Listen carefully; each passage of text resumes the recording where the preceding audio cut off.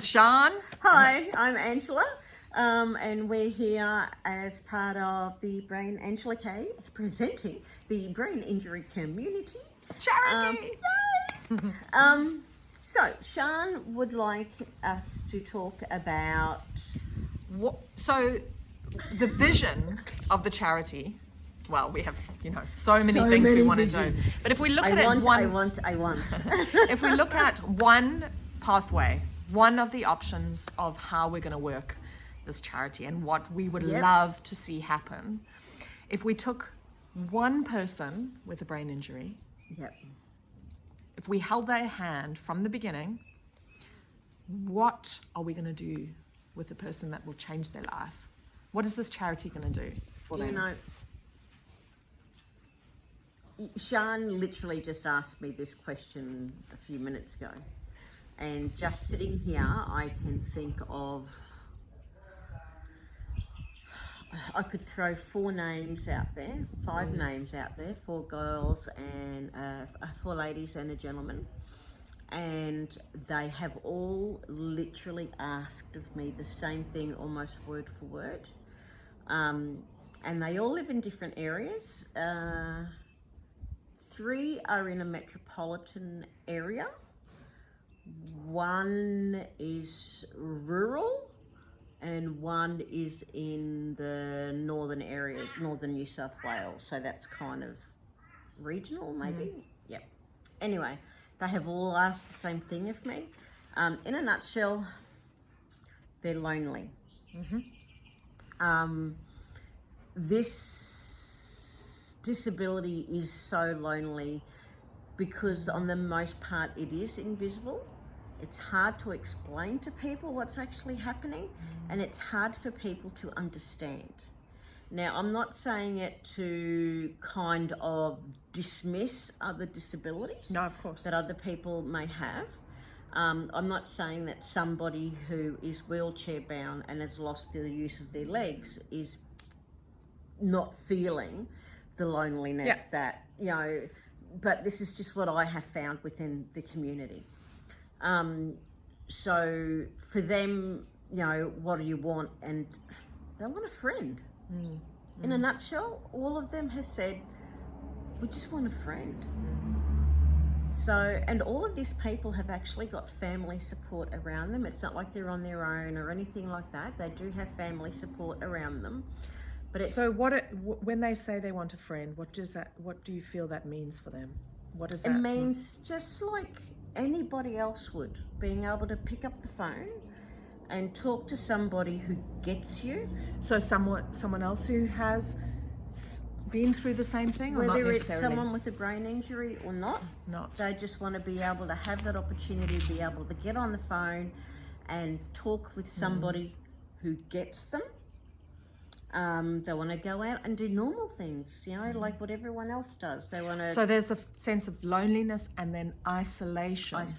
And you say they want to get out and do other things. So is it a lack of confidence that's stopping people getting out? I mean, you've started to do the peer support one-on-one, where you will go to a person, sit with them, and then begin, and this is part of one of the pathways, begin to take them out to connect them within the community. It's really interesting. And I have done this, and I really do suffer from it. My self-confidence really, believe it or not, really took a knock with this. And Private Angela is very different to what you're watching in front of a screen. In that, like, for instance, my flatmate, God love her, she's turning 40, but she lives like a 17-year-old.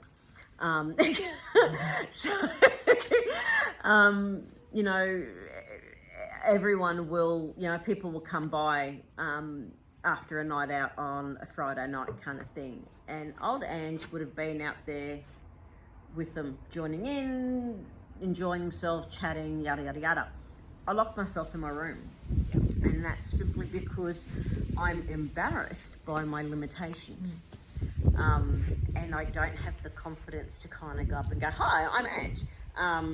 Because one-on-one, in particular in loud environments, when you're tired, And when you're concentrating on making sure that you come across okay, you're faking it. Yeah. And you get tired, and you get tired so easily. Yeah. So if I was to go out on my own, I just don't. Yet when I'm taking somebody else out, I will make that effort and make sure that I introduce them to other people or go and introduce ourselves. So it's really interesting in that if I had to sit down and say it, I have the same feelings that they do, but I have a job to do.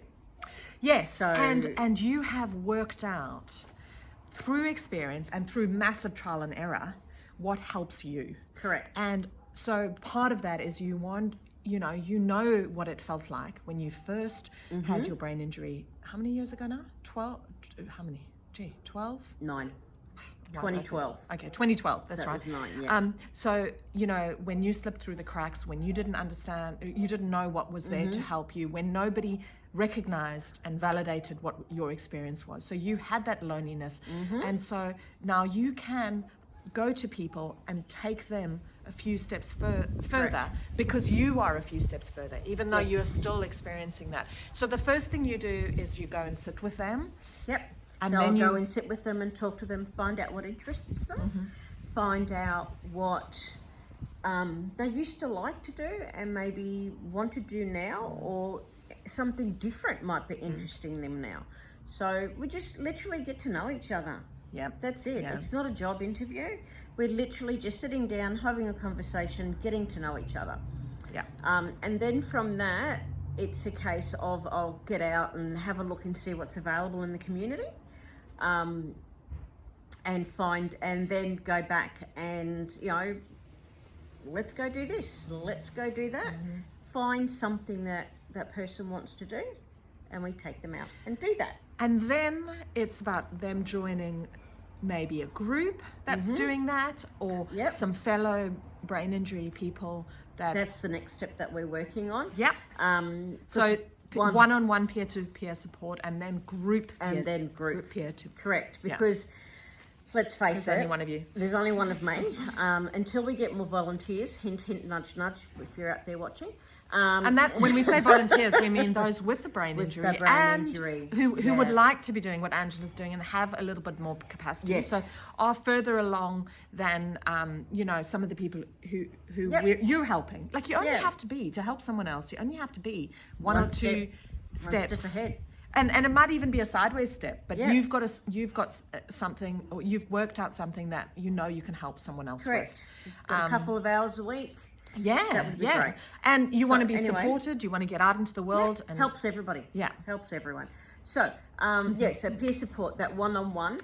Once we've actually worked out what they can do that they're actually enjoying, maybe another one of their support workers can take them out, or we introduce it to a family member.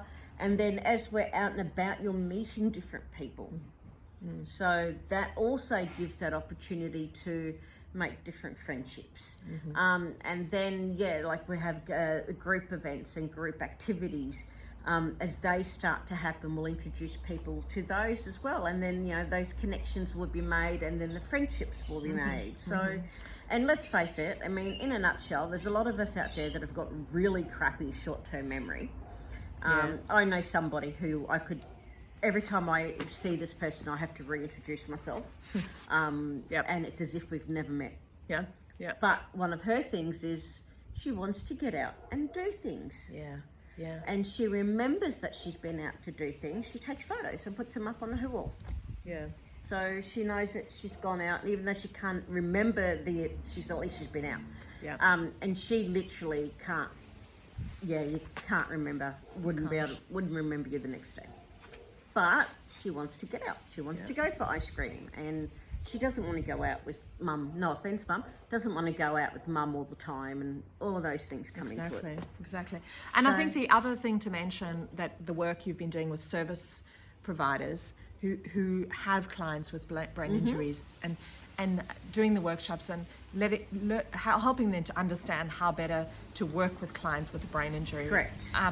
That is another arm of it. You're introducing through your one-to-one peer support, those Yep. providers that understand. So then, Correct. as well as going out into the community and doing activities, they can also be linked in with care supporters that understand and can Correct. enhance the quality of care. And Yeah. you know, it's the little things. It's if you've got a client for those support providers out there who are watching this or listening to this, if they have a client, for instance, with a brain injury and they left home an hour ago and they were fine, and that's great, but they've gone into somewhere to order a meal, Yeah. and someone in the kitchen's cranked the radio on, or there's music all of a sudden appearing in the cafe and it's really loud. All it takes is 1 or 2 minutes with that music and it can literally throw you. So when your client, even though you've ordered your food and it hasn't come yet, and your client's gone, no, I can't be here anymore, it's too loud, I've got to go, and needs to get out, they're not doing it to really annoy you so that you don't get your fish and chips. They're doing it because they need to get out of there before they literally have a breakdown. Yeah. So it's being able to explain that to a support provider and so that they understand it. And if you've got a support provider who's done the training and can understand it, that result's going to be very different to someone who just thinks that their client's being difficult. Yeah. And And it builds a that bond. makes all the difference. It builds the bond a lot more with It support does. workers. It does, because let's face it, support workers come hard work. into your private space. They come into not just the physical private space of your home, but your private space of your emotional well-being. So not just your proximity, but your emotional well-being, your private space of what is actually happening to you, which is quite daunting. You know, if you think back to, you know, anyone out there that's had children, Right. Yeah. and you know, the first three weeks after you bring baby home, and everybody comes over and everybody has well-meaning advice. By the end of day 3, Yeah. you just want to go, get out and leave me alone. Yeah. But everyone wants to come over and meet the baby. Absolutely. And they're all going to give you great advice, which is Yeah. wonderful because it does take a village. Yeah. But Absolutely. you Where know, it's where you understand the intricacies a bit more, and that's the feedback we've had from the service providers. Correct. Even the handbooks, the manual, the information, the tips on language, on validation, all help. Plus, it increases job satisfaction for care Correct. workers if you're feeling like you're making more of a difference, and it's not so frustrating your day-to-day work. Love what you do. I mean, you're doing it for most people, you spend more time at work than you do at home. So why not love enjoy what it? you do. Enjoy what you do. Enjoy the person you are caring for. Absolutely. And then the next step, which is really the bigger vision of one of the bigger visions of the charity, is being able to do peer group trips and adventures. And we've already joined a couple of people who were in rehab together for a weekend, but being able to do that, to go into a community and, you know, Do a couple of different events and bringing people together who maybe knew each other during rehab or just joining each them. other online at a support group. Yep. Letting them have experiences. Perhaps we bring in a few service providers to help with something, or we, bring an external speaker or an activity to do, but really that on a bigger scale. Correct. Impacting more people, reaching more people. I have big dreams. Yeah. I have big dreams. It's kind of like everything I didn't get, I want everyone else to have. Yeah, for sure. And I mean that is so if you have any experience with any of what we're talking about, please let us know what would have helped you or what would help you. Yep. Because there's a whole journey we want to take individuals on, Yep. but also their families and organizations. The carers. The carers. As a parent, your role changes dramatically as a brother, sister, husband, daughter, son. Your role changes dramatically when someone in your family has a brain injury. Totally. My daughter, we were having a conversation yesterday, and she said to me, I mean, bear in mind, my accident happened 9 years ago. She was 13, so she's 22 now, and she said to me yesterday, Mum, I feel sorry for whoever it is that has to sit and unpack that baggage with me, because I've just blocked it out and I don't want to think about it, but I know I need to. So, and in saying that, she's also... And she is 20? She's 22. Yeah. And she's also the one that has said to me, both my children have said to me, Mum, if someone needs to talk, if their mum or dad, is going through this, and you've got young kids that, you know, we're happy to talk to them. Which is beautiful. It really is. Because they did the hard yards. They really did. Those poor children. I felt so sorry for them. Anyway. So there you go. There you go. So if you are interested in any of these things, and we'd love to hear what you'd love to hear from us. Yes. How we can help. And like, share, subscribe to all the things. All suggestions are welcome. That's a good.